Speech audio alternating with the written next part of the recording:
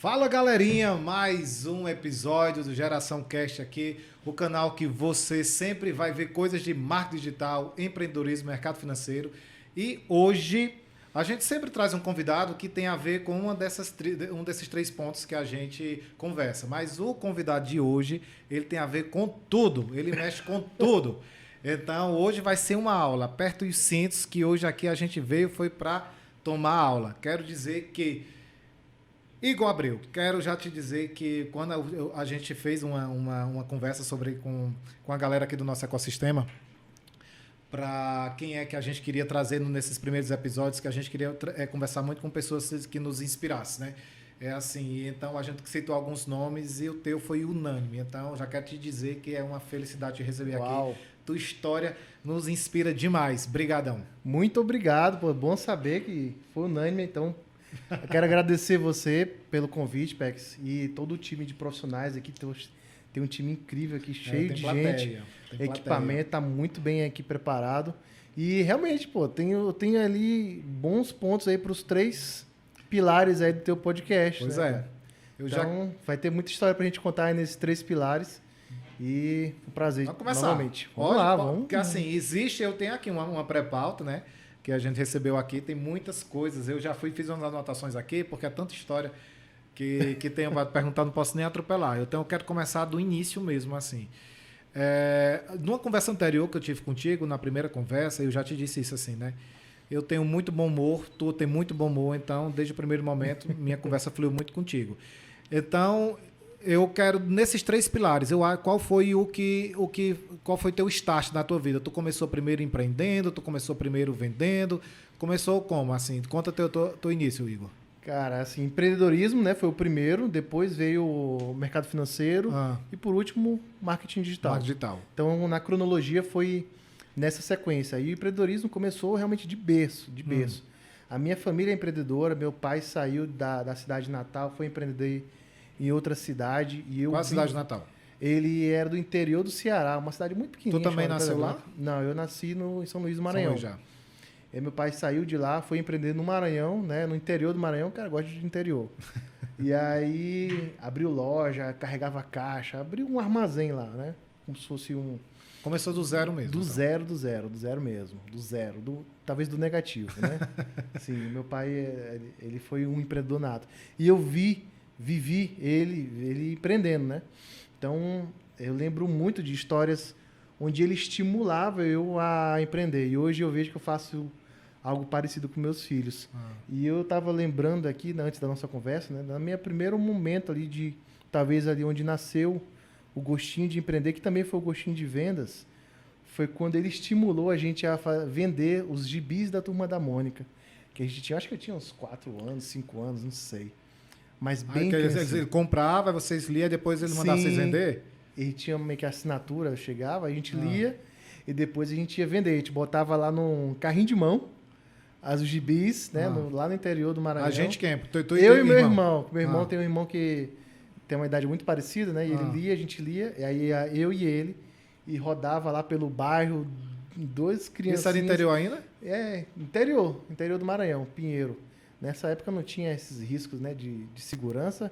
E é só eu e ele rodar a cidade, o bairro, vendendo. E vendia? Vendia e gastava tudo com fliperama, com outras besteiras, né? Mas ele começou a ensinar a vender, mas faltou a educação financeira. Mas tu vai aprender ao longo do caminho. Cada módulo é um... Ao seu tempo. Né, ao seu tempo. Mas olha como até hoje eu lembro, assim, de forma muito clara, esses momentos. E tem coisas que a gente faz para nossos filhos. Provavelmente meu pai fez isso sem grandes expectativas, né? E hoje eu percebo que eu faço algumas coisas com meus filhos também sem grande expectativa, mas eu tenho certeza que vão ter coisas que vão ficar gravadas na mente dele anos, como isso ficou na minha, e vai formando a personalidade, né?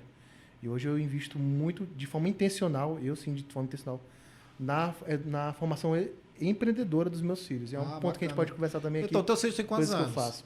Eu tenho uma filha, Júlia, de 9 anos e o Bernardo, de 6. Olha só, tu tá dizendo que tu já pensa e estimula teu filho de 6 anos também já a empreender. Veja, os tempos estão mudando mesmo, né? Sim, eu sou bem intencional com eles.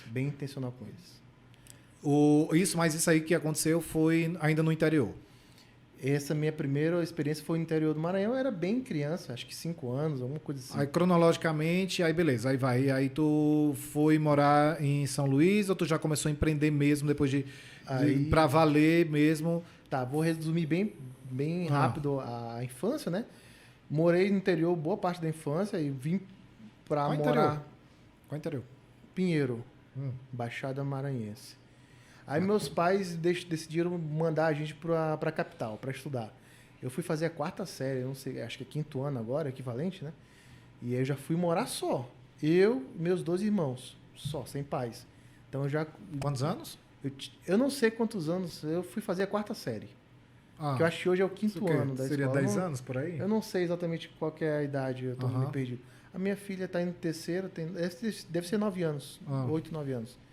Então a gente já meio que começou a aprender a ter uma independência também, né, de morar sem os pais. Meus pais só vinham visitar a gente no final de semana. E a gente morou, então, acho que dos 8 anos eu já morava boa parte da minha vida só, com meus irmãos, que eram tão irresponsáveis quanto eu. Então, Quer dizer, agora assim, então a média dos teus irmãos e tu era o quê? 9, 10 anos, é isso? Aí foram morar pessoas de 10 anos sozinhos. sim, aí tinha uma cuidadora lá, né, óbvio. Também, senão meus pais então, iam ser eles- presos. Pois Que é. é abandono Mas de naquela infantil. época, né, não sei. Naquela época não tem essas regras, mas Porque a gente tinha uma naquela época você cuidadora criava lá. criança como porco, né, assim, solto. Mas é o que, enfim, vai. E se criavam muito bem, né? Diferente às vezes, das formações de hoje. E é uma galera sem problemas, né? Sim. Hoje em dia é uma galera Nutella que não pode fazer nada, não pode levar uma palmada. Tu apanhou? Ixi, demais. Eita. Não, hoje não pode nem olhar feio pra criança, porque as crianças hoje são feitas de manteiga. Nada Pois se é. pode, mas enfim. Então a gente. Não sei nem se posso falar isso. Rapaz, o podcast é teu, né? Não, eu não sei nem Então se eu já posso falar vou isso segurar no minha geral. barra aqui. Pois é, irmão. Aí a gente morou, aí eu fui. Aí entrei na escola, tal, faculdade, fiz administração na estadual lá. Depois fiz. Administração na estadual. Na estadual. Ok. Mas até então só estudava, né? Só estudando. Eu tô querendo entender um momento aqui de Pronto. Cara, das decisões. eu fui empreender mesmo, assim, de verdade. Talvez um pouco tarde, né? Depende do referencial, mas eu acho que eu tinha uns 22 anos, 23 anos. Até lá só mais estudava, estágio, essa vida acadêmica, sabe? E quase que eu engato a vida acadêmica de graduação com mestrado. Eu cheguei a vir para cá, para São Paulo, na época, fazer prova de mestrado. Passei na FGV e na USP. Aí fui voltar para pegar meu diploma, porque foi meio que uma coisa atrás da outra. E nessa volta, a minha filha, Júlia Brandão, decidiu, né, nascer. Não nascer, mas começar o processo, entendeu? E aí, às vezes eu falo que Júlia, diploma, Brandão Abreu. Porque eu vim para buscar o diploma, para voltar, para fazer o mestrado. E Nessa aí, época tu já namorava a Natasha? Natasha já namorava há uns 5 anos, um tempão. Tá, já eu quero falar sobre Então, foi Natasha, meio que- empreendedora também. já. Pronto. Foi uma gravidez não planejada, mas tudo ia acontecer isso. Já namorava há 6 anos, né? Só que aí isso mudou bastante os meus planos. Porque eu achava que ia seguir mestrado, doutorado aqui. E aí isso me puxou para empreender. Eu acordei para a vida, de verdade. Júlia me fez acordar para a vida. Mas nessa época, com 22 anos, tu se sustentava como? Cara, eu não tinha o que me sustentar. Eu morava com meus pais ainda. Ah, tá, sim. Então era com os pais Era. aí. Beleza. Era a vida fácil. É. E aí eu acordei para a vida, me assustei e comecei a correr atrás. Aí eu comecei a empreender. Ainda não empreender, trabalhei acho que uns 6 meses com meus pais, senti que não era aquilo que eu queria mesmo. E aí eu decidi empreender. Foi quando eu falei para meus pais, escrevi uma carta: pai, eu não quero mais trabalhar com o senhor. Ah, isso foi em carta? Foi. Ah. Porque eu queria registrar. E-mail, né? Não foi carta, isso em punho, foi e-mail. Falei assim: pai, eu não quero mais trabalhar com o senhor, pode abrir mão dos meus salários que eu tinha, deixa eu me virar agora, vou correr atrás.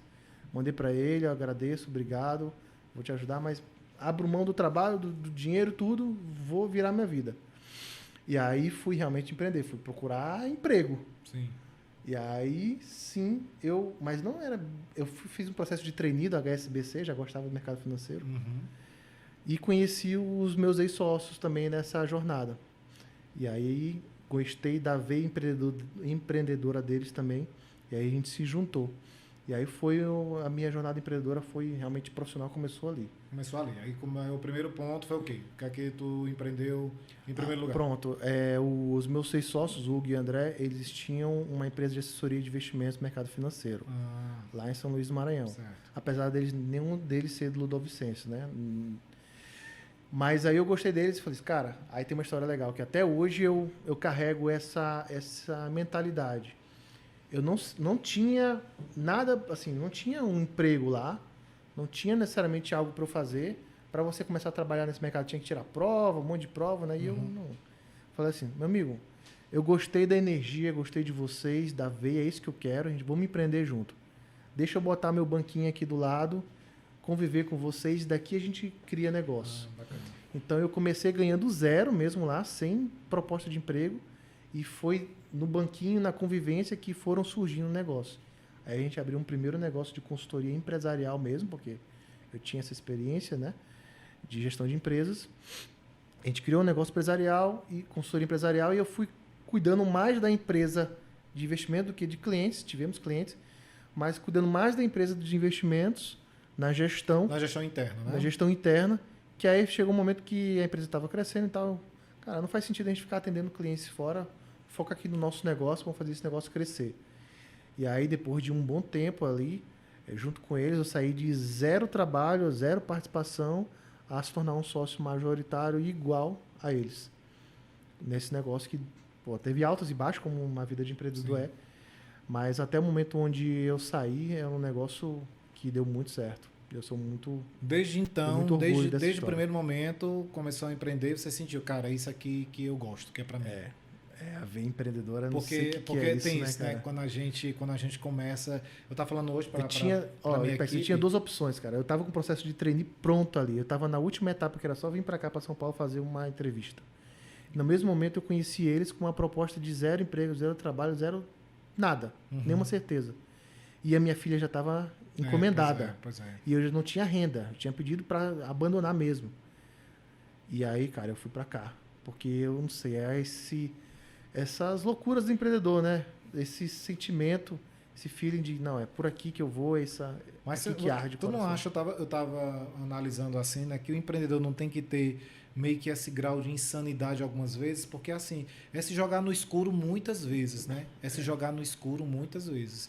Porque, só fazendo uma correlação, que tu fez agora essa mudança drástica, né? Tu trouxe toda a tua família para São Paulo assim de vez, né? Para, obviamente, já com estrutura financeira, mas de novo um recomeço, né? Então, de novo algo escuro, né? Assim, uma escuridão que não se sabe a adaptação.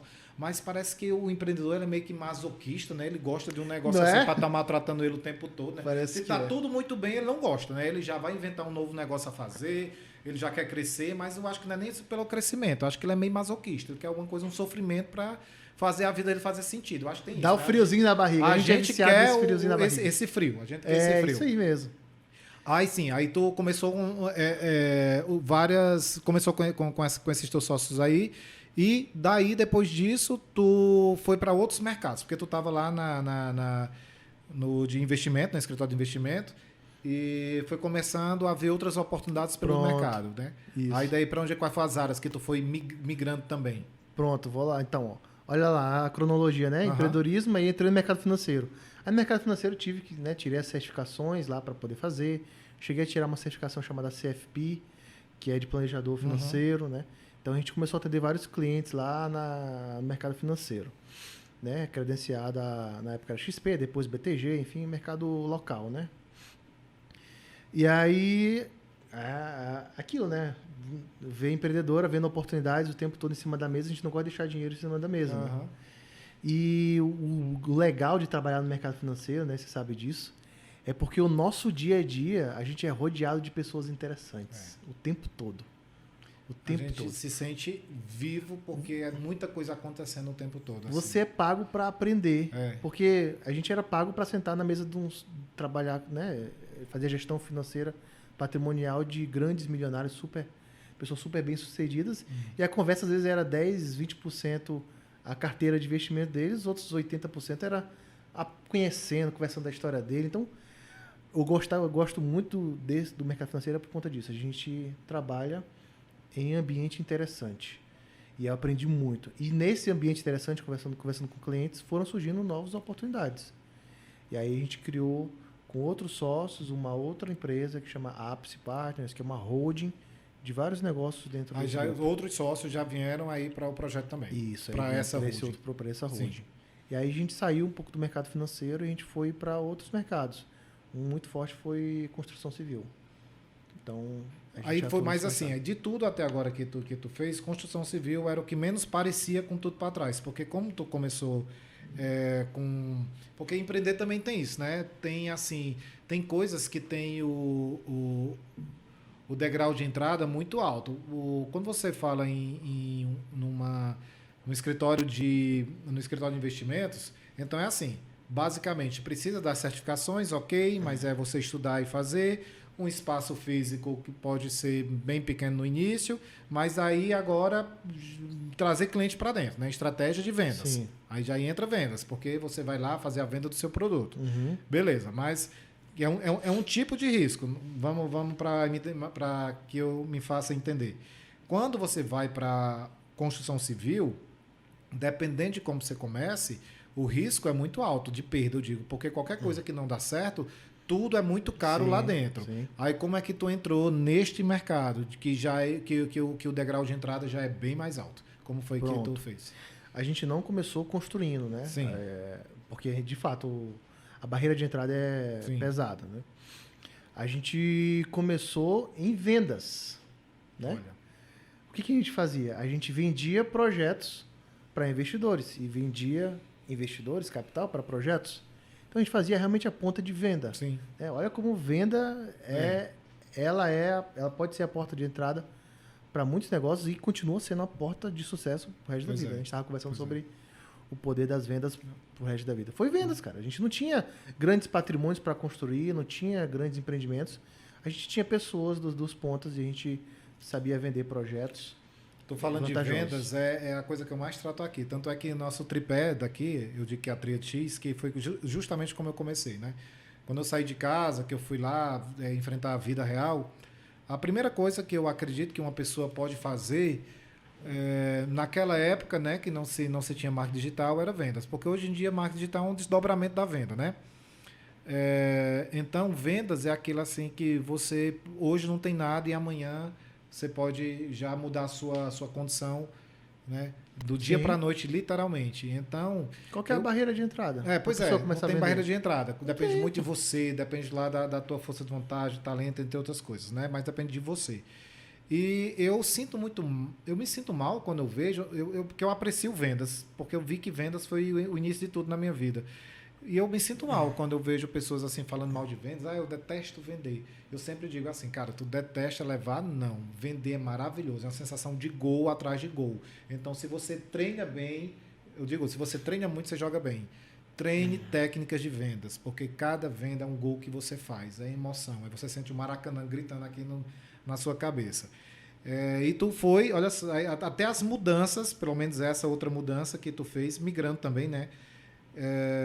Também pegou o REC de vendas, né? Porque entrou nesse, aí quer ir para mais um setor, aí entrou pela parte de vendas, aí começou a fazer as vendas. Aí eu sei que tu lá, fora vendas, começou a crescer também dentro da construção civil, que até um determinado momento você era investidor dos projetos lá, das construções. Sim. Teve esse momento aí também, foi? Isso, então como eu te falei, né? A gente não tinha no começo, muito capital para empreender, então a gente fazia realmente venda.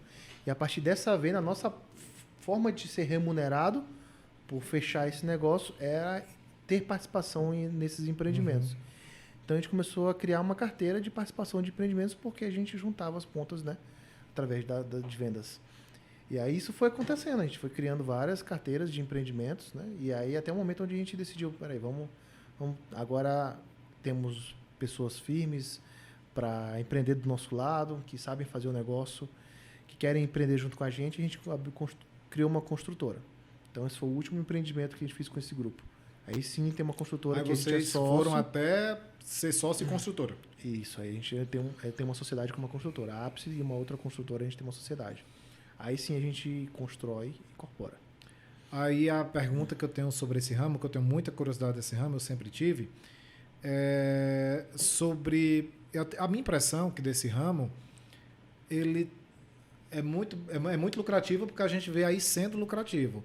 Mas tem determinados ramos que a gente acha que dá tanto problema lá dentro, são tantos itens que podem dar errado que vale a pena. O que é que você conta? Que eu já tenho uma pergunta aqui para emendar, mas eu quero que quando tu entrou, porque ali, eu acho que era outro nível de problema. De você vai construir, então começa que pode, sei lá, essa casa tem filtração e energia e sei lá, época de chuva, porque em São Luís, quando é época de chuva, chove muito tempo. Eu digo essas coisas que não dependem de você, que se tornam dor de cabeça. Como é que tinha isso, não tinha? Como é que vocês enfrentaram? Eu acho que esse vale a pena, ele é relativo. Todo negócio vai ter muito trabalho, né? Alguns mais, outros menos, mas é relativo porque quem está executando o trabalho? Talvez a pessoa que está executando o trabalho, mesmo que seja mais volume de trabalho, ele gosta tanto do que ele está fazendo, que para ele é relativo, é tranquilo fazer. Então no mercado financeiro... A dica na parceria você tem que entrar com pessoas que amem aquilo. Que amem aquilo. Eu sempre tive negócios com sócios. Nunca empreendei sozinho e sempre tinham pessoas realmente que amavam aquilo que fazia. E eu nunca fui o cara que era o especialista na empresa. Eu era o cara de gestão. Mais geral. Eu não tenho vergonha, eu levanto essa bandeira de que a gente, gestor, tem que ser generalista. E não necessariamente especialista. Ser generalista, a gente tem que ser especialista em pessoas, gestão de pessoas. Concordo que vendas também, é importante a gente ser especialista nisso. E gestão de processos e projetos. Com isso, você consegue ser gestor de qualquer negócio. E aí você vai se juntando com pessoas que têm os mesmos valores que você, mas que são especialistas naquela área. Aí você monta sociedades saudáveis. Você sendo um gestor e aquele cara sendo especialista. Então, na empresa de investimentos era assim. Eu era o gestor. Apesar de ter todas as certificações, conhecer, eu não ficava atendendo o cliente o tempo todo. Eu gerenciava o negócio. E aí os meus sócios eram os especialistas naquilo e gostavam muito. Era um volume enorme de trabalho. Sim. Mas para eles fazia mano. E eu, gerenciar, também fazia mano. Então, é relativo. Agora, se ninguém gostasse, ia ser pouco trabalho, poderia ser uma carga muito pesada. E assim foi na construção civil. A gente se juntou com uma pessoa que já era construtor, que ama fazer aquilo, fazia por anos. É muito trabalho? Mas pro cara faz sorrindo. Porque ele é especialista naquilo, ele trazia a expertise, trazia o amor naquilo. E vocês, porque assim, se é a gestão de pessoas, pessoas são pessoas em qualquer negócio. Então, meio que vocês faziam, entre aspas, o mesmo trabalho em cada canto, mudando as especificações do trabalho, mas era você com as pessoas, com a gestão, com as coisas. Então, acho que eu acredito nesse formato. Assim, você, primeiro, na minha visão, ser um generalista, um cara que entende de gestão, de pessoas, processos, né, e projetos, e faz sociedades com pessoas especialistas, com os mesmos valores, que dá certo. Tem dado certo para mim, assim. Né? Então, entre o dia que você puxou seu banquinho para sentar lá com a galera do escritório de investimento, até essa parte aí da construção civil, foi quanto tempo isso, de uma diferença para outra? Eita, cara, deixa eu lembrar. Eu acho que demorou uns 5 anos, 5, 6 anos, né, do primeiro grupo societário para o segundo. Foi mais ou menos isso. Eu passei 8 anos nesse grupo de mercado financeiro. E dos 8, eu acho que mais ou menos na metade deles, no 5º ano, a gente construiu outro grupo da holding dos outros negócios. Acho que foi mais ou menos essa cronologia. Deve estar errando por pouco, para também não calcular aqui, né? Exato. Mas aí sobre empreender, tu falou sobre perrengues, sabe? Cara, me fala aí, de alguns perrengues. Eu tenho uns também para compartilhar, mas... É bom contar, né? Porque assim... Para o pessoal não achar que é só flores. Não é só flores, mas também... E também... fala. Não, então, para que dizer assim, cara, se tu tá empreendendo agora, tá passando por algum perrengue, bicho, cara... Exatamente. Tu vai ter que enfrentar, vencer e vai vencer. E vai vencer. Me fala. Isso que eu ia falar. Perrengue é para o pessoal saber que dá para sair. Vai sair. Né? Tipo, cara, teve vários, mas eu vou lembrar de alguns aqui Eita, tem um que... Teve um dia que a gente... Contos pesados. Eu quero saber Cara, os teve um pesados. dia que a Quero saber gente dele, ia assim. atender. E eu quero saber do teu sentimento. Não conta como se fosse flores, não. Eu quero tu entender. Não. Assim, porque tem aquele livro eu acho que é de Flávio Augusto. É Flávio Augusto. Que é o ponto... É Flávio Augusto. Ponto de inflexão, né? Sim. Que ele contou lá determinados perrengues, assim, ele descreve o sentimento daquilo, que quis desistir, o que não deixou de existir às vezes foi a esperança, né? O inseto, a esperança que entrou pela porta e lá ele falou aquilo é um sinal. Então você veja, às vezes a gente quer tirar sinal, até achar sinal de onde não é, ou é, mas eu quero entender os sentimentos, né? Cara, vou lembrar de um perrengue que foi marcante, tem vários, mas esse aqui foi um dia que chegou um cliente lá na empresa, né? E era um cliente grande. E ele tava vindo para mostrar um negócio pra gente, não para ver a carteira dele lá. Pra gente meio que convidar a gente para um negócio. Minutos antes do cara chegar, a Equatorial chegou antes. A empresa de energia. Empresa de energia. É. E foi nos fazer uma visita lá. Uma visita não agradável. Chegou cortando nossa energia, cara. Por falta de pagamento. A gente tava na mal. E aí, cortaram nossa energia, não tem conversa, pra você ver. E os caras chegaram minutos depois, a gente, e agora? Como é que a gente vai atender esse cara? Não tem nem energia. Aí a gente inventou uma história lá. Não, vamos tomar um café aqui do lado. Nosso escritório era do lado da Fribal, né? Da cafeteria lá. Não, vamos tomar um café aqui do lado, a gente faz reunião lá, porque aproveita e toma um pão de queijo. Esse horário da tarde é bom que a gente faz um lanche da tarde. Vamos pra lá. E a gente foi. Enquanto estava conversando, éramos nós três, dois ali tomando a direção da conversa e o outro tentando resolver a SEMAR. E na mesma época, no mesmo dia, tinha um cara que tinha acabado de sair do nosso negócio, saiu fazendo besteira, mandando e-mail para cliente. E a gente não tinha nem energia para ligar os computadores e para mandar e-mail para cliente. Cara, foi um dia brabo.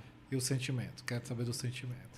Eu quero saber assim, se teve esse dia, foi um dos dias de você pensar assim, cara, isso não vai dar certo. Não, tentando lembrar que não foi sentimento, não. Foi um sentimento assim, tipo, pô, a gente chegou no drawdown, chegou no final. Agora vamos fazer esse negócio daqui pra cima. Não tem como piorar. Eu acho que era rir pra não chorar. Não tem como piorar. Beleza, chegamos aqui. Então, o sentimento era de rir mesmo lá na hora. Quando acabou tudo, você vai dizer, rapaz, porque... Rir pra não chorar, cara. E aí, depois que o cliente foi, a gente foi resolver as coisas, mas não deu... o resolveu não foi um gato, não, né? Não, resolveu, pagou lá a conta direitinho. Nessa mensagem que você quer passar não, que isso. Não. Se tivesse sido gato, não tava sem energia. Mas foi um sentimento de realmente, cara, o fundo do poço vem, mas no momento, pra mim, não me desesperei muito, não. E olha só que massa. Eu acho que, pô, se você quer empreender e ter sócios, esses momentos são muito importantes para você realmente ver realmente quem está do teu lado. Pois é. É nesses momentos que você vai testar a sociedade, a amizade. Se você passar por aquilo bem, pode ir. Pode ir. Porque mais importante do que os momentos bons é você passar por isso. Já teve sócio que tu reprovou ao longo do caminho? Já teve sócio que saiu, sim. Porque eu aprendi lição sobre perdão. O cara fez umas besteiras e saiu. Mas nessa época que aconteceu isso, eram só os outros dois, o Hugo e o André. Ainda não tinha entrado esse sócio. E aí, cara, isso foi um dos momentos onde a gente firmou muito nossa amizade, nossa irmandade. Foi muito importante. Então fica essa mensagem, assim, é importante você ter sócios, eu acho, eu sempre gostei assim, e passar uns perrengues junto aí, para ver como é que o pessoal reage. Pois é. Como é que você reage. É engraçado que talvez não seja nessa cronologia, mas tem um ponto aqui muito, muito delicado, porque assim, você passou essa época tendo esses perrengues, e esses perrengues pode trazer em algum momento, cara, será que isso vai dar certo mesmo? Será que eu estou no caminho certo? E muita gente apela para Deus, né? Deus me dá uma luz, Deus me dá um sinal, aquele que eu contei lá do livro de Flávio Augusto. E me corrija se eu estiver errado. Você era ateu. Sim. Era ateu, inclusive, nessa época. Então, isso porque eu tô somando a tinha que cronologia. recorrer. Então, você recorria a quem? Era o que eu perguntava. Dizem que, né, quando o avião... Todo mundo é ateu até ter uma turbulência no avião, né? Tem um ditado que diz assim, não, eu era ateu, graças a Deus. Eu era ateu, graças a Deus. Mas o... E é engraçado quando eu li sobre você isso, porque nós nos conhecemos na igreja. Então, verdade. Nós nos conhecemos na igreja. Cara, as coisas mudaram. E eu quero que tu conte aí essa relação, o que fez tu deixar de ser ateu. Se teve alguma coisa que fez você ser ateu, antes de mais nada. Porque eu não sei se isso é uma escolha natural, ser ateu. Eu digo isso porque acredito que seus pais não eram. Não Então, aí minha mãe, por exemplo, é católica. Então, eu nasci na fé católica. Então, a gente é doutrinado a já seguir a fé, né? Então, para ser ateu, eu fico imaginando, mas eu quero escutar de você, é que acontece algo que você seja ateu, talvez não. E depois, o que é que aconteceu para você deixar de ser ateu? Não foi nem tipo assim, se nem um corte de energia lhe deixou de ser ateu nesse dia, eu quero saber o que é que deixou de ser ateu. Pois é, nessa época eu não tinha a quem recorrer, né? Nenhuma... Deus não participava dessas conversas. E, cara, eu nunca tinha parado para pensar essa pergunta que você me fez. Qual foi o gatilho que me tornou ateu? Eu parei para refletir isso há pouco tempo, depois de 8 anos ateu. Fui 8 anos ateu. Olhando para trás, né, fazendo essa reflexão depois, eu acredito que talvez tenham sido algumas pessoas próximas, tios e tias, que eram muito religiosas e talvez me traumatizaram nisso. Sei. Isso aconteceu comigo. Hoje, olhando para trás, tentando entender, eu já fiz essa reflexão depois. Eu só consigo pensar que talvez tenha sido isso. Porque fica naquela assim que Deus é a prisão, né? Tem as pessoas assim, em vez de aproximar, se afasta, né? Fica como Deus é a prisão. Eu já estava garantido que eu ia pro inferno. Não tinha nem salvação. Porque era ateu. Cara, teve uma época que eu era skatista, roqueiro. Então, na minha adolescência, era rock. Meu quarto era só aqueles pôster de rock. Imagina. Então você pôster não do era Black ateu, Sabbath, ateu é de Ozzy não Osbourne. acreditar. Era só... E aí... Você não era ateu, porque ateu é não acreditar. E nessa época que você estava me descrevendo, você claramente acreditava no demônio como cultuava, né? Cara, é quase, viu? Porque essas músicas de rock e heavy Você metal... sabe que essa história de ateu e isso... Lá em São Luís, tinha um restaurante que a banda... maravilhosa, inclusive. Tu deve conhecer. Lembra daquela banda que chamava Cruz de Metal? Sim. Então... Vixe, já bate cabeça nessas... Então, maravilhoso, né? E a banda Cruz de Metal, eu conheci com aquele rock pesado do cara, do vocalista, tirar a roupa e ficar só de cueca e subir em cima da mesa das pessoas, lá naquele bar maravilhoso que tinha, vou já lembrar o nome dele, e tinha uma piscina no meio do bar, ele pulava no meio da piscina, depois ia cantar todo molhado, cara, era um inferno na terra. Esse homem... Aí eu sei que depois, eu encontrei anos depois, ele no sábado, nesse restaurante, ele fazia rock e no domingo ele cantava músicas gospel. Que massa. Nesse restaurante. Tu sabia disso? Que Cruz de Metal está cantando música gospel. Aí eu fui lá e perguntei pra ele, eu digo assim, um dia tu adora o diabo e outro dia tu pede perdão a Deus, né? Que não é no domingo. Então tu faz na sequência correta. Pelo menos, né? Então, pelo menos faz na sequência correta. Aí tu era, beleza. Aí tu era pois nessa época tinha que tu adorava o diabo. Tinha cabelo comprido, batia era cabeça. Mesmo? Era. Roqueirozão. E aí eu acho que foi por conta dessa, talvez, perseguição de religiosos que foi criando um sentimento ruim sobre isso. Eu acho que foi isso. Aí teve um dia que eu decidi falar assim, eu nunca fui o cara, não era o cara que pregava o ateísmo. Sim. Eu ficava na minha. E eu não gosto de ser incoerente. Isso me dói. Então, eu sabia que minha família gostava de reuniões, orar e queria que eu participasse. E só para não ser incoerente comigo mesmo, eu falei assim, ó, falei para pouca gente, para minha família, ó, eu sou ateu, então nas reuniões de igreja aí, de oração, não pede para mim, por favor. Então, só isso. Então, era assim a minha relação. Não ficava... Acho que 8 anos de empresa, pouca gente soube também que eu era ateu lá, os meus sócios mais próximos, porque eu não ficava pregando isso. Mas, cara, foi isso. Eu me afastei completamente, não vivia esse relacionamento com Deus e não recorria a ele nos momentos de perrengue, não. Aí começou a recorrer por causa de quê? Também não foi uma turbulência, não. Foi um choque. Foi um choque. Como assim um choque, né? E também por que eu acho que eu era ateu? Eu sempre fui um cara, nessa época, muito racional. Por conta, talvez, de trabalhar com números, controladoria, e razão. Então, ciência, eu gostava muito desse caminho, então me fazia muito mais sentido toda a linha científica da explicação do mundo. E aí, bom, depois, e nessas minhas buscas sobre estudar a gestão empresarial, eu fui assistir algumas lives, né? Eu fui assistir uma live de um cara que ia falar sobre gestão empresarial, e nessa live, a primeira vez que eu fui assistir essa live desse rapaz, ele tinha acabado que ele falou lá, de ter uma experiência com Deus. Só que não foi da boca para fora.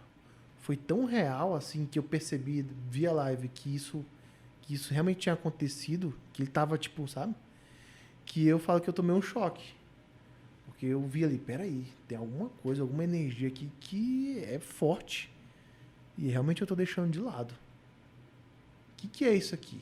E aí eu comecei a buscar. Essa live foi do Kaiser, é um cara que eu admiro demais, sou muito grato por ele ter feito isso por mim, né, de ter me dado esse choque. E depois desse dia, foi no dia 30 de julho de 2019. Outro dia, pouco tempo. 2019 não, 2020. Tem um ano. 2020? Tem 2020. só um ano isso? Isso. A gente tá em 2022, né? Então, foi de 2020. Tem só um ano. Você tem que viver muito para você recuperar o seu lugar no paraíso. O ano não recuperou, Eu tô em dívida. Não acho que é assim, né? O ano ainda não recuperou, não, viu? Pois é, tem um ano. Eu tenho meu lugar garantido, mas você... Mas você ainda tem que pagar umas... Olha, as minhas tias iam falar isso. E aí, cara, eu tomei esse choque, aí entrei profundamente nisso. Comecei a buscar e cada vez mais resposta, e aí um caminho sem volta, né? E aí parece Hoje que quanto mais você... realmente abraçado. Demais, cara, né? demais. E quanto mais eu busco, mais sede, mais vontade dá. E hoje eu sou apaixonado por isso. Você sabe que a gente se conheceu na igreja, aí ouvindo tua história, que é muito bacana, eu lembrei que a pessoa fala muito assim, eu sou tal coisa não praticante. Eu não sei se ser tal coisa não praticante é ser aquela coisa. Eu não sei até certo ponto.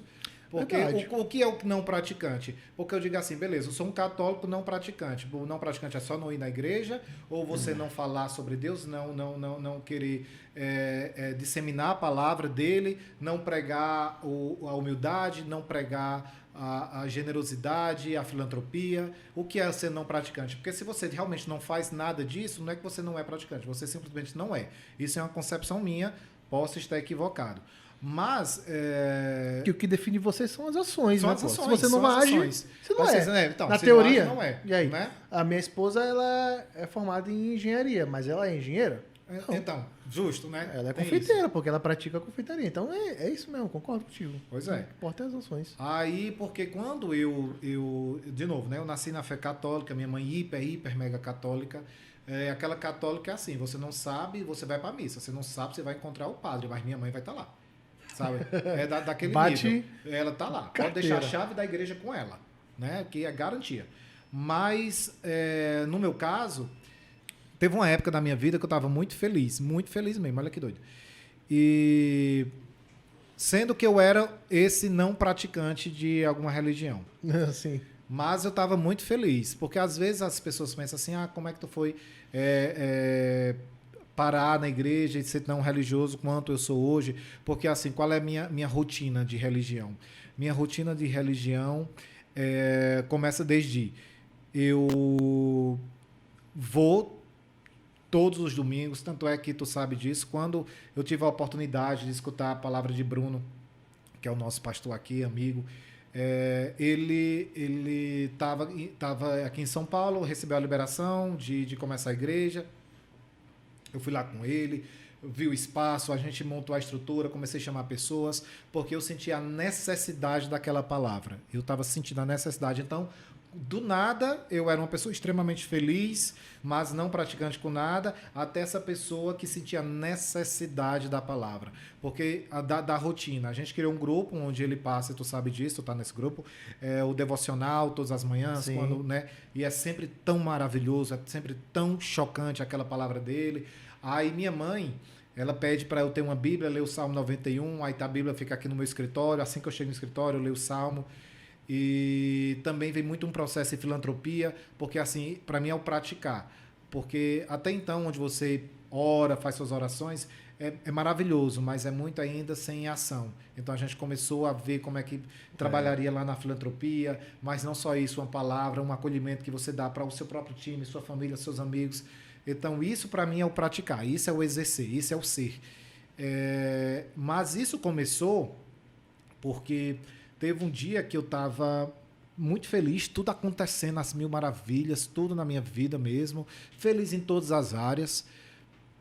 E no meu aniversário, eu sempre viajava, porque eu comemorava meu aniversário, sempre fora do Brasil. E meu aniversário eu fazia como que um festival, era vários dias, várias coisas. E teve um dia que nesse ano eu necessariamente não ia para fora do Brasil, que eu senti vontade de passar com uns amigos meus na minha terra, né, na Paraíba.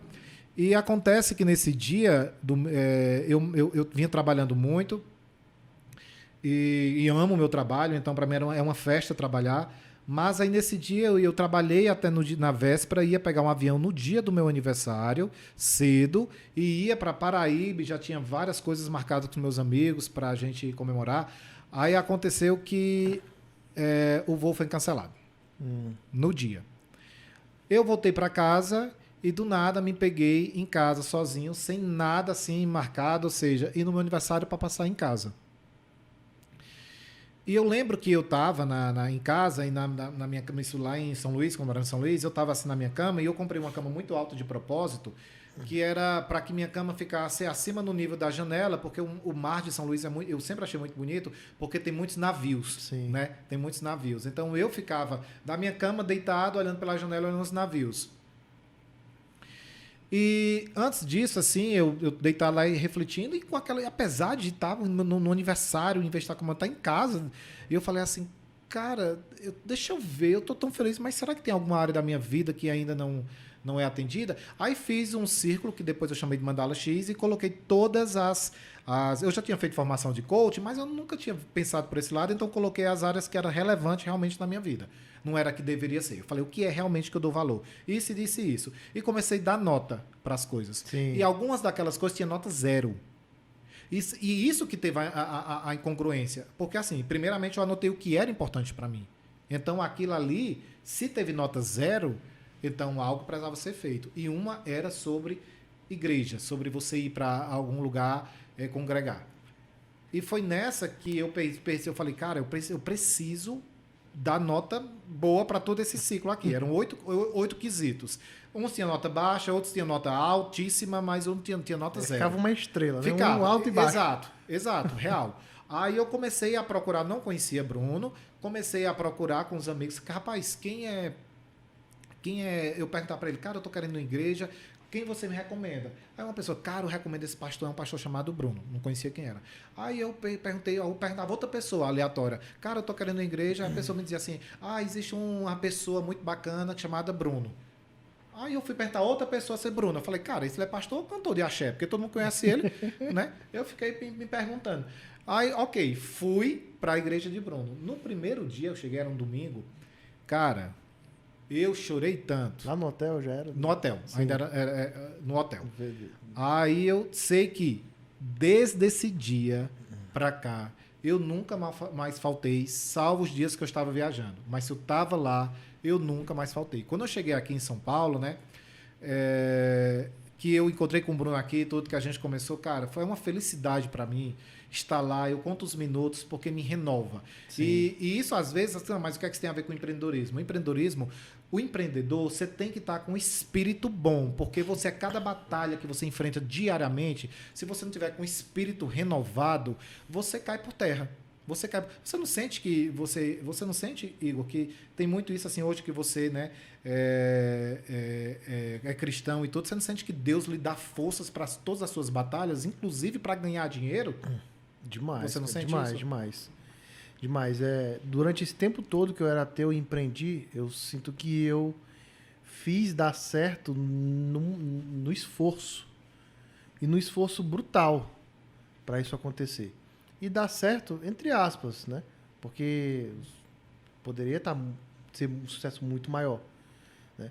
E eu acho que o que me faltou realmente durante esse tempo para talvez atingir mais sucesso ainda, estar mais realizado, realmente era a falta da espiritualidade, do contato com Deus nessa época. Eu também fui esse cara que fez várias vezes essa roda da vida do coach. Ixi, várias vezes. E espiritualidade era zero e depois eu resolvo isso aqui. Depois eu resolvo. Bora para profissional, bora para financeiro. E sempre ignorei também. Por muito tempo ignorei isso. Até que eu não consegui mais ignorar. E hoje a minha relação profissional, depois de encontrar Deus e ter esse relacionamento, é outro, é mais leve. É mais leve. Porque o profissional mais a gente leve fala é mais rápido. Que é ganhar dinheiro. Mas você ganha dinheiro quando você faz negócio também, inclusive com pessoas. E a forma quando você tem essa espiritualidade aumentada, você trata melhor, se relaciona melhor, é mais empático com pessoas. E daí a coisa dá mais certo, você que se sente melhor fazendo aquilo e tende a crescer. Né? Tem uma pergunta que agora isso é inerente na vida de cada, é a pergunta assim, difícil. Vou te fazer agora a pergunta difícil. Direto e reto. É para ser cancelado? Igor, não, essa você não vai ser. Você é um príncipe. Igor Abreu, seja direto aqui, você já quebrou? Nunca quebrei. Não tem esse... Já cheguei que é perto. Que é da vida do empreendedor, né? Vive ali. Nunca quebrei, tipo, de ter que fechar o negócio, porque, não, isso não chegou. Mas já vendi meu carro para poder botar dinheiro no negócio. Teve uma época que a gente teve na empresa de investimentos lá atrás, né, o mercado era bem mais amador. A gente cometeu um erro operacional que custou 3 meses do nosso faturamento negativo. A gente teve que botar dinheiro, raspar o que tinha. Não chegamos a falir e quebrar. Mas chegamos já ali, tipo, no oi, falei, isso tá chegando. Mas aí deu para voltar. Mas não quebrei. Mas mais engraçado é isso. Você falou assim, você não quebrou porque você teve a habilidade de que algumas pessoas não teriam. Que é assim, cara, eu tive que vender meu carro. Outras pessoas dizem assim, cara, eu não vou vender meu carro porque eu não vou dar esse passo para trás e não coloca aqui todo o arsenal que ele poderia ter para não quebrar. E você teve essa como dizer assim, você teve essa a palavra me fugiu agora, mas eu confiei que ia voltar, né? Que o negócio porque você acreditava no teu projeto.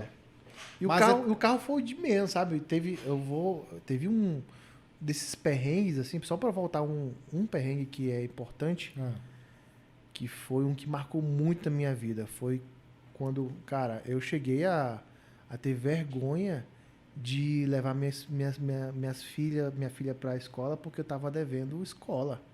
Teve 3, 4 meses de escola e eu tinha vergonha de levar ela lá porque a coordenadora ia me chamar para falar sobre isso.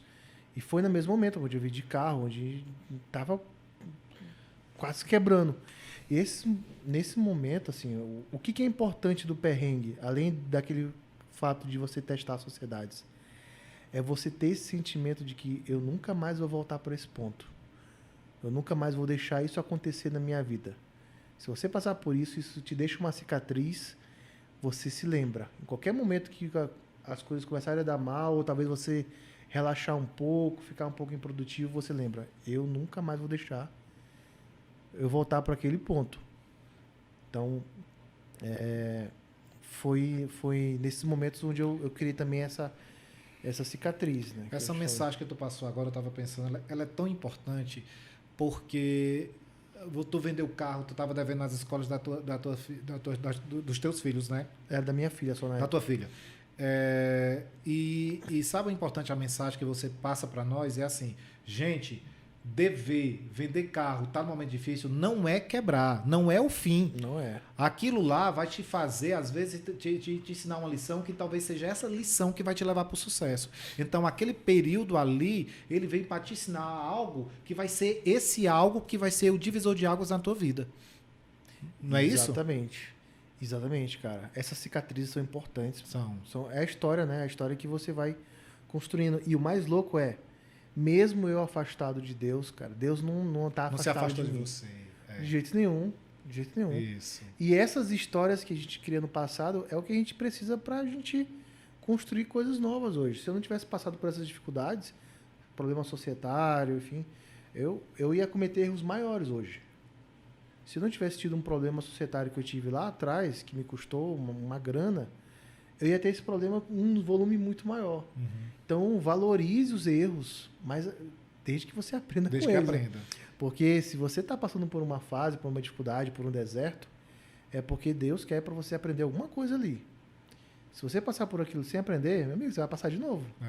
Porque a lição tem que ser absorvida. Então, tipo assim, aprenda, porque senão você não quer voltar Cara, naquilo você já tá, amigo que está assistindo a gente aqui, se você já está no deserto, num perrengue, pelo menos aprende com esse negócio, para não ter que passar de novo, aprende uma vez. Passa esse perrengue e faça reflexões realmente, pô, o que eu tive que aprender com esse momento. Durante muito tempo, eu não tinha aprendido nada com o problema societário que eu tive. Até que eu aprendi sobre perdão. Foi difícil aprender sobre perdão, mas eu aprendi. Eu acredito que eu peguei a lição que eu precisava para avançar. Se eu não tivesse pego, provavelmente eu ia ter outro problema lá na frente, societário, porque a lição precisa ser aprendida. Sim. Então aprende logo de uma vez e vai para frente, que aí você cresce mais rápido. Tu teve em Paris agora recentemente, né? Sim, a gente passou o Réveillon lá. Natal também. A pergunta é, tu ganha dinheiro para quê? Para que serve o teu dinheiro? Cara, hoje eu ganho dinheiro para ter experiências com a minha família. É isso, ajudar pessoas, ter experiência com a minha família, viver bem com a minha família. É isso. O que empreender já qual foi um grande sonho que você realizou porque você teve condição financeira por causa que você empreender tem tudo isso. A gente fala tantas coisas negativas, mas tem tantas coisas positivas. E alguma das coisas positivas é que é um grande alavancador financeiro. Porque assim, você estava me falando que você com certeza pode ter amigos assim, que decidiu, e nada contra, cada perfil, né? Que quis lá seguir uma carreira ou empregado ou um concurso público e você escolher, eu digo amigos, né? Porque enquanto você está aqui, isso é uma lição para todo mundo, enquanto você está empreendendo, tem amigos seus que fizeram escolhas diferentes, que era um concurso público, digamos. E daí, em muito tempo, ele está melhor do que você. Porque ele tem lá aquela certeza e você vive essa... cortando energia, você vive devendo escola de filho, com necessidade financeira em casa. Como é, e em que momento você disse assim... Eu quero saber o que é que trouxe, que grande sonho realizado, assim, que você disse, cara, eu realizei isso aqui porque eu empreendi. Eu realizei isso aqui porque eu pensei fora da caixa. Eu quero saber o sonho que você realizou. Cara, algumas coisas eu lembro desse momento, que eu olhei, enquanto eu estava, eu disse, assim, valeu a pena. Valeu a pena. Foi algumas viagens que eu fiz internacional, principalmente o fato de poder viajar. Você tinha uma? A gente foi pra... Você chegou lá, porra, eu tô aqui. Essa aqui foi importante. Foi quando eu fui com minha família toda lá pra Orlando. A gente foi pra Flórida, a gente foi em vários lugares, né, da Flórida. E levei a família toda, os guri. A gente fez uma viagem de motorhome, né? RV. E é uma coisa que eu sempre sonhei, queria fazer. E nos Estados Unidos é ótimo, né? Aquele e a gente fez essa viagem, levou todo mundo pra Disney. Foi uma festa. E além de poder estar com a família toda lá, fazendo aquilo... não tinha que me preocupar em, poxa, férias, qual época do ano, né? Qual época do ano. Então, eu fui nos aniversários dos meus filhos, dos dois, a gente passou o aniversário dos dois lá, eles fazem aniversário junto. E o negócio estava rodando e eu estava despreocupado. E lá. E Vivendo lá. naquele sonho. Então foi assim, poxa, eu pude pagar, proporcionar, eu tenho um negócio que está rodando, posso ficar aqui, se eu quisesse passar mais um mês aqui, poderia. E isso foi um momento onde eu refleti que valeu a pena investir Mas e empreender. eu acho que agora também você passou uma coisa parecida, porque Natasha, sua mulher, que eu adoro, inclusive, engraçadíssima, excelente bombom, mexo tanto com ela que eu, sei lá, eu olho para ela, ela sorri tanto assim que a gente quer, assim, tá? Ela é maravilhosa. E ela tá fazendo Le Cordon Bleu, né? Sim. Em patisserie, né? Excelente, doceira. Que é assim que se fala? Qual é o termo certo? Qual é o termo chefe certo? patisserie. Não, agora, mais antes dela ser, o que ela era antes. Que agora ela tá fazendo agora Le Cordon Bleu. Antes tem outro termo, porque depois chefe, ou não tem isso? Não, eu chamava de confeiteira mesmo. Confeiteira. Confeiteira. Beleza. Então, aí ela tá... aí eu quero fazer uma correlação assim. Você, empreendedor, a formação dela é engenheira, é isso? Ela é o quê? Engenheira química. Engenheira química. Qualquer coisa que você faça de errado, ela vai saber a química de como te matar. Mas. Sabe? E não, ela e não rapidinho deixar bota os suspeito. negócios lá na bebida e já era. E já foi. Com o que tem lá, ela resolve. Aí acontece que ela foi também pro lado de empreender, que ela começou um negócio lá em São Luís. Não é isso? Sim. Aí hoje você trouxe todo mundo para cá. Você começou um projeto novo aqui. Eu queria que tu falasse um pouquinho do projeto novo, mas antes do projeto novo, para fazer correlação a realizar o sonho dos teus filhos, para uma pessoa que está fazendo Le Cordon Bleu, que é confeiteira, que vai estar se tornando chefe agora, e você levou ela para Paris para passar o final de ano.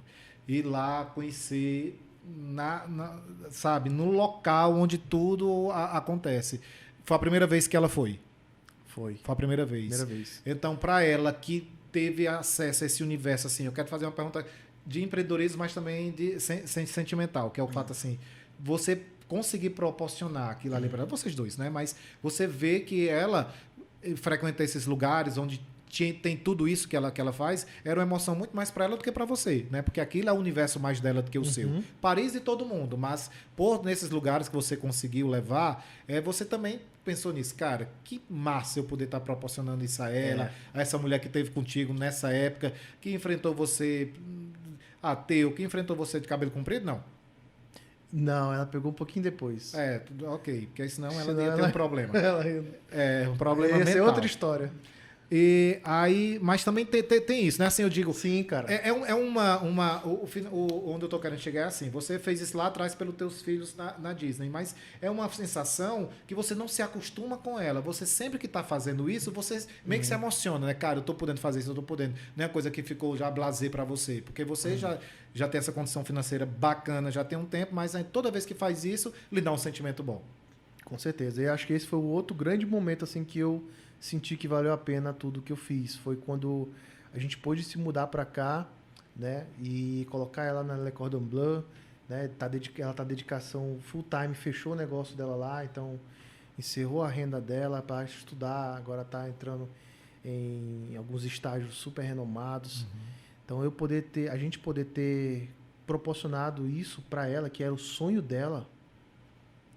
E é difícil, né? Le Cordon Bleu E ela fechou tudo de você lá, a coluna vertebral financeira da casa, né? Foi um outro momento que eu senti assim, vale a pena tudo isso. E no final das contas, é a primeira pergunta que você fez, né? Por que você ganha dinheiro? Para proporcionar isso para a família. Então, a realização dos filhos irem para Disney, ela fazer isso, é o que me motiva. É o que me motiva a continuar. Isso é massa, né? A gente precisa, querendo ou não, a gente precisa de um motivo, porque todo dia é um leão que se mata, né? Todo dia é um leão que se mata. Isso é massa. Tu veio para cá, para São Paulo, beleza. Agora chegamos aqui em São Paulo. O que é que te fez simplesmente recomeçar? Porque, assim, o recomeço de vida não financeiro, porque você já veio, beleza, bacana. Até porque eu vejo os stories lá daquela a vista lá de cima da tua casa, linda demais, inspiradora. Você veio muito bem, mas, querendo ou não, é um recomeço quando você traz família, cachorro, papagaio para cá. Sim. E o que é que fez com que você tomasse essa decisão nessa altura do campeonato? Cara, é um recomeço mesmo, até financeiro, porque nessa minha jornada espiritual eu acabei saindo de negócios. Então, a maioria dos negócios que eu construí, eu estou saindo, a renda cessou e eu estou reconstruindo um novo ecossistema. Mas você fez uma aposta agora, que é o seu core business, que é a sua agência de marketing digital, Isso. não é isso? Então, a gente está recomeçando geograficamente, profissionalmente também em outro negócio. E aí eu empreendi em uma agência de marketing digital. Como é o nome dela? Diz Rush, aqui Rush. Rush Marketing. Vou deixar aqui marcado embaixo. Pronto. E aí, nessa agência, aí ela nasceu lá em São Luís do Maranhão. A gente tem um escritório físico lá, com estúdio, com equipe lá, em São Luís do Maranhão. E aí, depois eu decidi vir para cá por conta da Le Cordon Bleu e porque eu queria estar, né, no centro, Onde as coisas acontecem pro no teu Vale business do agora. Silício do isso. marketing digital, que é Alphaville. Aham. Então, eu estou lá por conta disso. Network, todas as conexões acontecem lá. Eu queria realmente ter esse outro momento. Eu e minha família, a gente já queria sair do ambiente de São Luís há muito tempo. A gente iniciou até um processo de imigração lá para Orlando, mas aí entrou pandemia e a gente abandonou. E aí, quando a gente conheceu a Alphaville, né, a gente sentiu que era parecido, é como se fosse um degrau antes de ir para fora. Mas o plano ainda é morar fora. Você sabe que lá em Orlando, né, eu tive várias vezes, se sua família fosse para lá, pronto, era só a quantidade de pessoas que estava faltando para dizer que lá é Santa Catarina, por exemplo, virou um estado brasileiro. Porque você vai na Disney hoje em dia, não parece nem Disney, parece o Beto Carreiro Ouro, parece que está dentro do Brasil. Tanto assim, é muito brasileiro. mesmo, é só brasileiro, e é ótimo. Mas aí aqui é a tua agência. Tá animadíssimo com ela, é o que tu... Cara, Porque assim, de novo, aí lá vai tu de novo empreender, assim, tu tava tão bem financeiramente e tudo, mas parece que o empreendedor é masoquista mesmo. Aí agora tu quer de novo frio na barriga, tá dando frio na barriga? tá dando frio na barriga. Tá dando frio na barriga. No frio na barriga. Eu lembro que meus pais me ligaram várias vezes. Meu filho, que doidice você tá fazendo? O que você tá fazendo? Por que você tá abandonando? Pá, começar tudo do zero. Eu falava, pai, poxa, se eu já aprendi tudo isso que eu aprendi nesses 8, 10 anos de empresa, eu botar no outro negócio, vai dar certo. Tem grande chance de dar certo. Marketing digital, dá dinheiro? Dá dinheiro, cara. Dá dinheiro. Ainda não tá dando pra minha agência, vou ser bem sincero. A gente tá no começo. Não, sim, lógico. Né? Começamos a empreender agora. A gente tem 6 meses de empresa, mais ou menos. Mas dá dinheiro, cara. É um mercado que dá dinheiro. A gente entrou, óbvio, não vamos ser hipócritas, pelo dinheiro também que é Sim. possível gerar. Mas, de verdade, na Rush, a gente vive as nossas doideiras. A gente fala com esse termo mesmo. Lá é um ambiente diferente, cara. Se você for conhecer a Rush lá, falar com o pessoal, é um ambiente diferente mesmo. A gente faz encontro com o pastor lá, a gente faz uns desbloqueios do povo lá no meio do dia. Chega a pessoa, começa a falar da sua experiência espiritual da manhã. A gente realmente vive uns negócios assim, fora do normal, pelo menos do que eu vivia antes lá. E o nosso propósito lá, mesmo é, claro, se perguntar a qualquer pessoa lá, eles vão falar, levar o máximo de pessoas para o reino. A gente tem essa pegada clara e explícita na Rush. E a gente trabalha até com clientes que têm essa pegada também. Então, o nosso processo seletivo de escolher os nossos clientes, não que a gente queira trabalhar com pessoas que falam do nicho de espiritualidade, não é isso. Aí a gente nem tem ninguém que fala do nicho de espiritualidade. Mas a gente busca pessoas que vivem espiritualidade.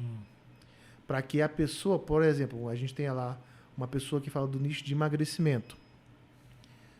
Tem momentos onde ela terminou o treino, ela bota um louvor e ela começa a falar de Deus porque ela vive aquilo. Sim. Não porque tem que falar, porque ela vive aquilo. E é nesse momento, depois a gente fazer um baita marketing, tem um monte de gente de audiência lá, e ela terminar o treino, ela falar de Deus, algumas pessoas que estavam lá apáticas a esse assunto vão tomar um choque. Assim como aconteceu comigo há um ano e meio atrás, pessoal, quando eu fui no marketing digital buscar sobre gestão de negócios, eu tomei um choque de Deus. Então, a nossa agência hoje é para replicar o choque que eu tomei há um ano e meio atrás. A gente vive dia e noite com esse propósito. Bacana. Aqui, como eu te disse, né? Tua história, assim, a pessoa que tu, desde que a gente conheceu, bem-humorada, bacana, a gente gostou já de cara. Então, quando a gente falou teu nome, tem algumas perguntas. Tem perguntas aí, né, João? Vamos lá. A gente tem algumas perguntas, já que tu puxa muito essa área de gestão, né? Vendo teus conteúdos. Perguntaram qual seria os pilares da gestão para você. Qual que seria os pilares? Pessoas, processos e projetos. Esses são os principais. Dentro de pessoas tem a parte de cultura e valores. Mas pessoas, processos e projetos. Se você souber... eu tenho até um... Depois eu vou ter um momento para fazer um pitch, talvez. Mas é um processo onde você primeiro organiza ali qual é a tua cultura, o teu porquê, o teu propósito. Eu fiz isso nas empresas que eu estive e fiz na Rush. Deixa isso bem claro. Define os valores. Bota o time alinhado com propósito e valores. Depois disso, processos e projetos, cara. Pessoas, processos e projetos. São os pilares. Com isso, você consegue gerenciar negócio de qualquer ramo. Em corporação, imobiliária, mercado financeiro, marketing digital. Dá para resolver tudo. Porque toda tua empresa vai precisar de pessoas, processos e projetos. Já puxando, já que tu falaste disso, que pode gerenciar qualquer ramo, tem uma aqui bem interessante, que é porque tu falaste sobre que você leva em consideração próxima à sociedade e uma pessoa técnica. Mas fora esses pontos, o que tu acha essencial para ter dentro de um sócio? Valores alinhados. Valores alinhados. Uma vez me perguntaram qual que é a diferença de valores e de propósito. E aí na hora veio uma analogia que eu acho que para mim funciona, eu vou colocar aqui. A analogia é bom para a gente entender, né? Propósito não necessariamente precisa ser o mesmo, na minha visão. Propósito é como se você fizesse assim, ó, vamos começar aqui, nós, montar um quebra-cabeça. E aí bota as peças aqui. Cada um de nós tem uma peça desse quebra-cabeça e é o propósito.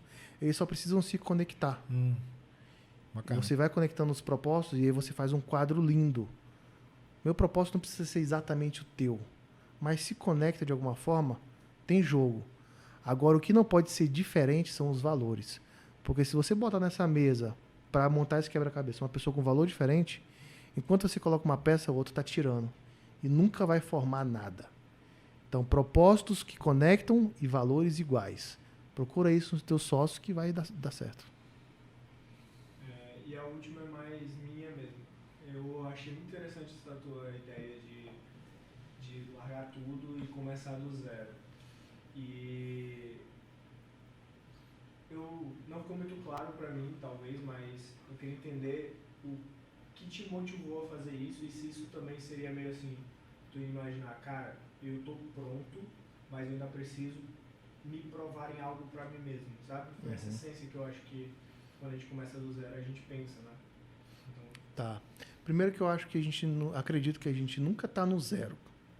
Se eu sair daqueles negócios para começar, eu não tô no zero. E mesmo a pessoa que está empreendendo agora, talvez está assistindo a gente e está empreendendo, você não está no zero, cara. Você já está vivo. Você já está com energia. Você tem livros, leituras. Ninguém está no zero, para começar. A minha motivação principal para fazer esse novo movimento, e eu relutei muito para fazer esse movimento, porque era um movimento irracional, porque eu saí das empresas no melhor momento. Racional porque teve participação, equity, enfim. Mas não foi racional. Foi realmente ouvir o que Deus queria para mim, cara. De verdade. E Ele comprovou várias vezes. E através de pessoas diferentes que eu tinha que fazer esse movimento. Então eu decidi em algum momento ser obediente. E tirar as fichas de lá e botar as fichas all-in. Nesse meu caminho novo, que tem a ver com espiritualidade. Hoje, inclusive a minha palavra do ano é all-in. Hoje eu estou all-in em meu relacionamento com Deus.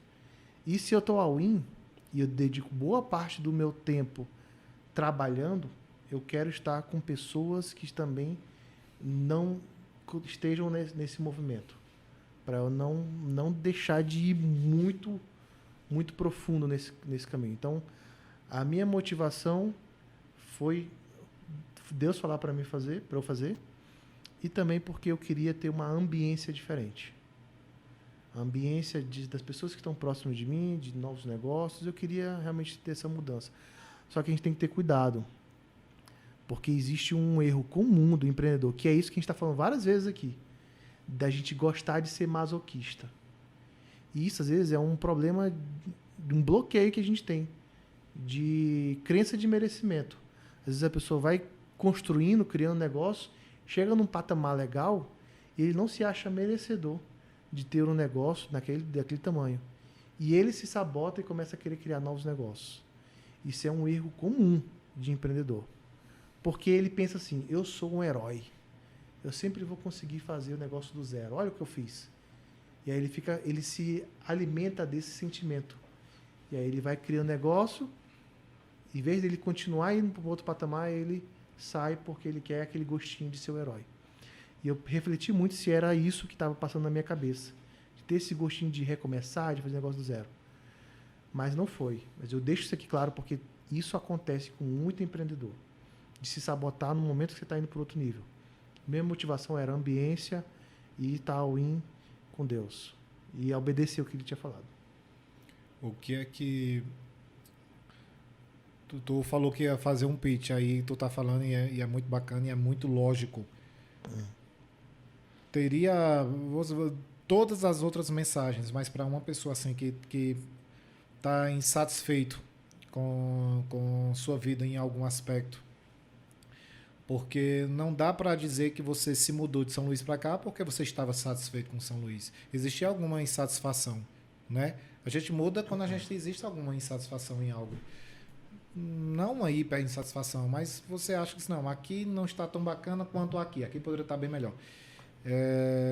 E eu queria que você passasse uma mensagem para aquelas pessoas que estão insatisfeitas com a vida, com o rumo que as coisas estão tomando, porque você pivotou muito fortemente. E pivotar traz medo, traz angústia, traz incertezas. Mas o que é que você pode dizer com relação a isso tudo? Qual mensagem você pode nos passar? Cara, a incerteza tem que ser um gatilho para uma ação. As pessoas passam uma vida... Incerteza não, insatisfação, né? Passam uma vida insatisfeitas, mas não tomam uma ação para aquilo, ficam só reclamando. Cara, eu aprendi a ficar insatisfeito e partir para ação. Eu tenho que ter ação. Geralmente eu digo que as pessoas assim são insatisfeitas e não fazem nada, é feito uma mosca varejeira que só fica nos incomodando. Fica reclamando e não faz nada. Só aquele não passa, né? Pô, o cara tá reclamando, pô, não tô gostando do meu emprego. Faz alguma coisa, né, cara? Ou sai, ou então muda, ou empreende. Então eu já tive algumas grandes satisfações que me fizeram fazer esses grandes movimentos. Satisfação de trabalhar com os meus pais. Fiquei insatisfeito, mandei a carta e corri, botei a cara. Dentro da empresa de investimentos, a gente ficou insatisfeito com o parceiro. Cara, a gente ficou um monte de gente reclamando lá. A gente pivotou, mudou de parceiro lá. Pronto. Foi um negócio parecia loucura e hoje foi muito acertado. E também fiquei insatisfeito no ambiente que estava em São Luís do Maranhão e parti para ação. Então, cara, insatisfação tem que ser um gatilho e não passa muito tempo insatisfeito não, cara, porque senão você não tomou ação, né? E depois que você tomar a decisão, você tem que pensar, essa foi a melhor decisão. É muito difícil, às vezes a gente toma uma decisão e fica olhando para trás. E se. O João fala muito disso comigo. Cara, depois que toma uma decisão, tua cabeça, essa foi a melhor decisão. Não fica olhando para trás, que não adianta de nada, né? Eu tenho um mantra meu, que eu inclusive passo muito pro time, que isso é muito forte pra mim de verdade, que é assim, foi tu que escolheu fazer isso, então vai lá e faz. É uma frase que eu uso pra sair da cama, sabe? Napoleão Hill diz naquele livro Mais Perto que o Diabo, que ele diz, né, que diz que o maior sabotador do plano A é você ter um plano B. Né? Concorda com isso? E um outro grande pensador falou uma frase assim, brincadeira, não é um grande pensador, mas eu assisti num desenho animado do Madagascar, aqueles que tem referência interessante. Referência. Tem grandes lições que você aprende. Tem outra lição que eu aprendi muito no Big Brother. Mas essa aqui é em Madagascar. Big Brother. Tá. Madagascar. Rei Julian. Pesquisa depois. Ele falou assim, ó. Abre aspas. Perguntaram para ele, qual que é o plano B? Aí ele falou assim, eu tenho uma coisa muito melhor do que o plano B. Eu tenho a certeza de que o plano A vai dar certo. Isso é muito forte. Isso é maravilhoso. Você não tem que ter plano B. Plano B realmente é sabotador. É sabotador. O que é que falta falar aí sobre você, nessa espetacular nessa espetacular conversa. Foi Tem maravilhoso. muita coisa, pô. Tem muita Não, coisa. mas você tem que voltar aqui várias vezes. De Pronto. preferência, trazer Natasha com tudo que ela faz de gostoso. Ele trouxe para mim hoje os macarrons, né? Que Natasha faz. E eu ainda não comi. E eu digo, visualmente, a identidade visual é uma coisa assim. Quando tu me entregou, eu não sabia que era macarrão. Eu pensei que era outra coisa. Quando eu abri que vi que era macarrão, eu falei assim: meu Deus, que coisa para conquistar. Assim, foi uma surpresa. Foi uma surpresa que era macarrão. E tudo muito lindo. Depois eu vou postar até aqui a foto nas redes sociais. Eu uso demais minha esposa para fazer networking, né? Ela faz os negócios doces lá e aí eu vou entregando para os amigos, vou fazendo essa. Não, isso é maravilhoso. Cara, aí, entregar um doce daquele ali já cria amizade. Né? Eu já então, comecei a gostar mais de você desde o primeiro momento que você me deu aquilo. Olha aí, ó. Eu vejo, eu sigo, eu falei, né? E eu falei, pô, bora mais pro povo lá. Aí ela não aquelas mesas que ela prepara, é aquela história de que eu acho que você concorda, mas eu quero que você comente, é assim, tem uma frase que diz, é impossível competir com quem ama o que faz. É impossível. É impossível. Tem uma outra... em relação a isso, né, que me perguntavam sobre formação de time, né, pessoas, processos e projetos, de pessoas. A gente ouve falar que o esforçado vence o talentoso, né? Se você é muito esforçado, você vence o talentoso. Mas isso é uma meia verdade. O esforçado, ele vence o talentoso preguiçoso. Porque se você botar um esforçado para competir com um talentoso e esforçado, não tem como você ganhar. Não tem como ganhar. Então, o ponto é você entender onde é que você tem o seu talento, onde é que você faz com paixão e colocar esforço lá, ninguém vai te pegar. Ninguém vai te pegar. Então, é isso. É aquilo que a gente falou também, né, sobre ser relativo. Você trabalha onde você gosta, você vai vara a noite e nem sente. Ontem a gente saiu É muito trabalho, mas não foi? parece ser. Ontem saiu quase meia-noite e hoje eu estava cedo de manhã a galera trabalhando. E mais engraçado é porque assim, eles me inspiram a eu dar o meu melhor a cada dia. Meu time me inspira. E eu queria falar de ti, assim, eu te acompanho óbvio nas redes sociais, né?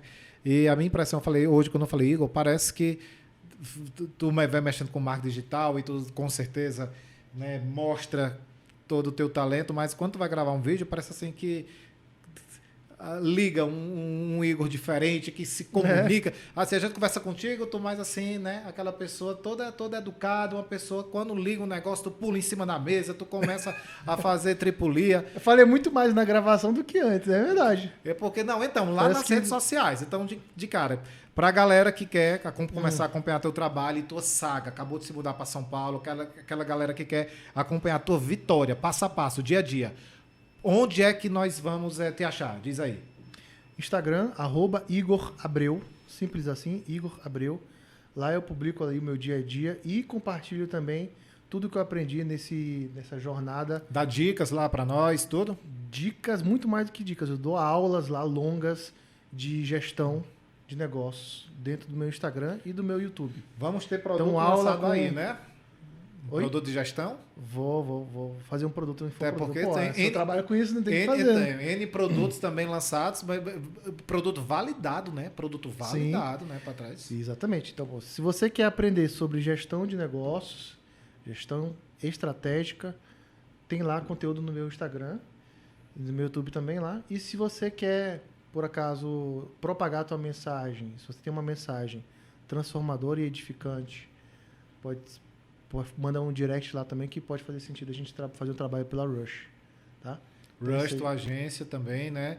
E lançar a tua mensagem para o mundo, desde que ela seja... Como é que a gente segue a Rush? Diz aí. A Rush tem um Instagram próprio, que é o rushmkt.digital. Não, só letra aí, porque Rush... Manda direct para mim no Igor Abreu. Mandado para ti. Então a gente vai colocar aqui embaixo também, nós vamos colocar, porque, de novo, né? Teu conteúdo, eu elogio o teu conteúdo, te elogio. E quero te agradecer por esse papo maravilhoso. Eu que agradeço, amigo. Cara, foi massa mesmo. Foi bem legal mesmo. Inspirador, que história bacana, muito mais para contar. E eu poderia perguntar muito mais, mas eu prefiro que ele venha numa segunda vez para ele poder trazer mais os doces da Natasha, né? E o pessoal que tá aí, gostou? Nessa E hora aí, o editor galera? vai botar aquelas palmas em áudio. Foi maravilhoso. Bota Galera, compartilha esse conteúdo. Com certeza vai ter um amigo teu aí que está pensando em empreender e pegando a história de Igor aí, né, que começou vendendo gibi no carrinho de mão. Esse é o que eu Vendendo comecei. gibi no carrinho de mão, com 4 anos de idade. E Ó, exploração de menor. exploração de menor.